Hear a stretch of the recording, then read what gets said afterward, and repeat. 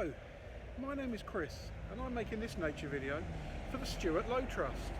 Today I'm in Tower Hill to look at a lawn that's surprisingly good for wildlife. Today I'm in the Tower Hill Memorial, which has got the memorial to the merchant seamen from both the First and the Second World War. But when you look around you'd think, you know, to initial viewing, you'd think this part's not going to be very good for wildlife. Looking across the park, you'd think, well, it's just closely clipped lawns and a few box hedges. And you'd think, well, where's the diversity that would support invertebrates, that provide the food for birds? But the lawns hold a surprise. There actually isn't much grass there. It's mainly wildflowers, and even though you can see it's just been cut this week,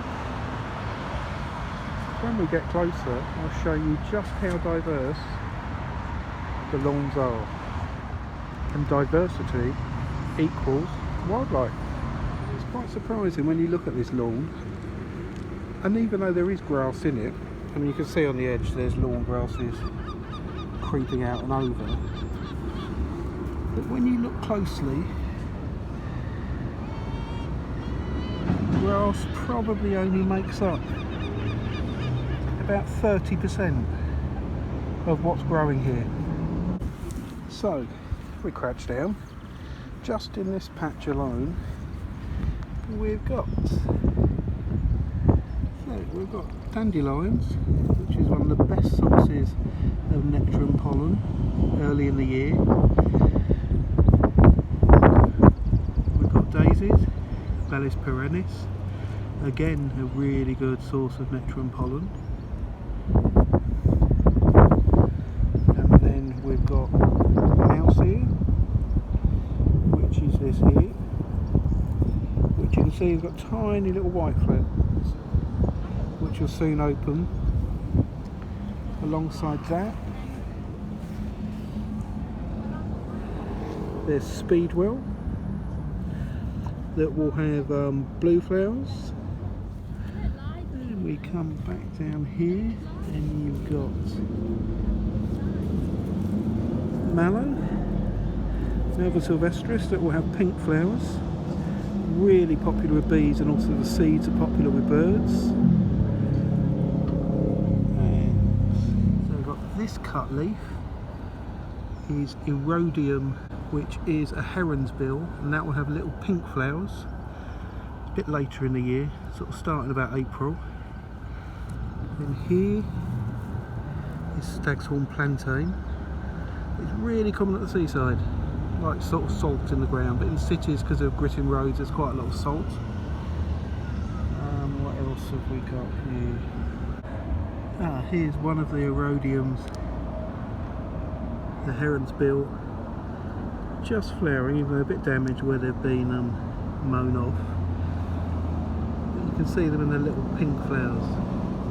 And here's another plantain. This is ribwort plantain, and you can see it's got these really distinctive ribbed leaves. But normally that would grow and flower about a foot high, but because it's in a lawn, it's dwarfed. So it's a lot smaller, but it's still doing its thing. Look, it's got a really strong clump.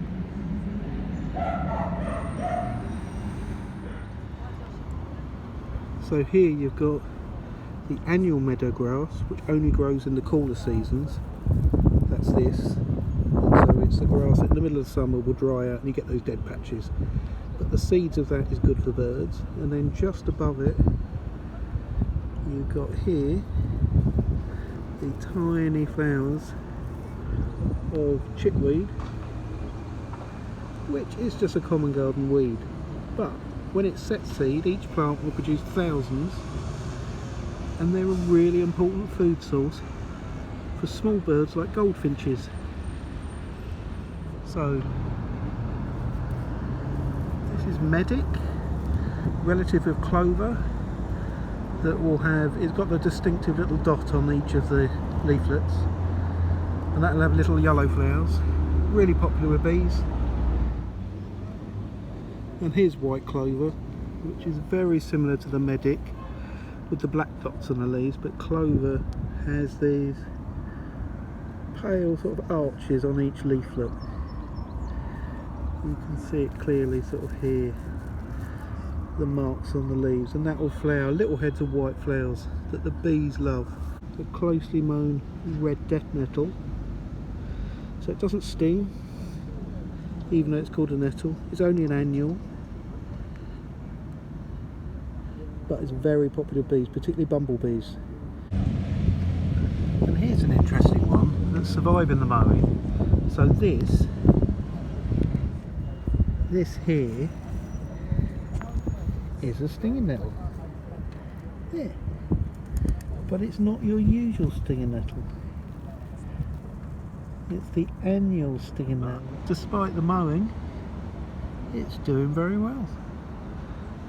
Be nice to put your hand on when you're having a picnic. If I can find it. There we go, there's an ant.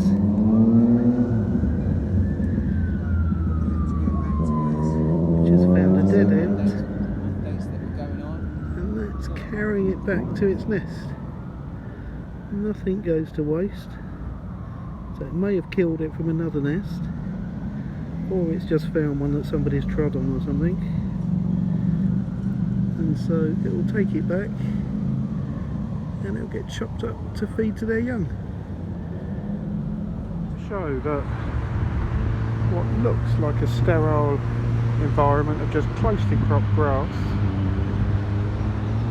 provides a resource for lots of wildlife, but even for common insignificant things, which is ants.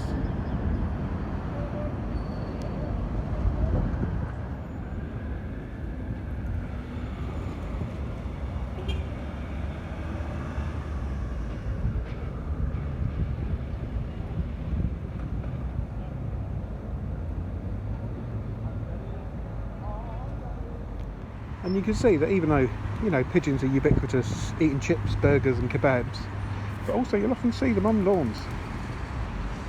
And what they're doing here is eating grass seed.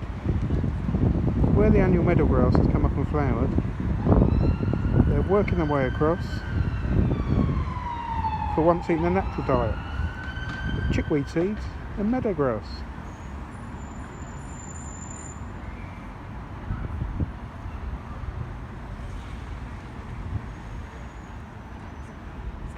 You see here, unmown, free from footfall, the dandelions are growing full-sized, quite long stems. It shows just how well adapted they are to heavy grazed environments. And if you think of a lawnmower as like a constantly hungry cow, that's how they can survive with a heavy mowing regime, and you can get such diversity in the city lawn.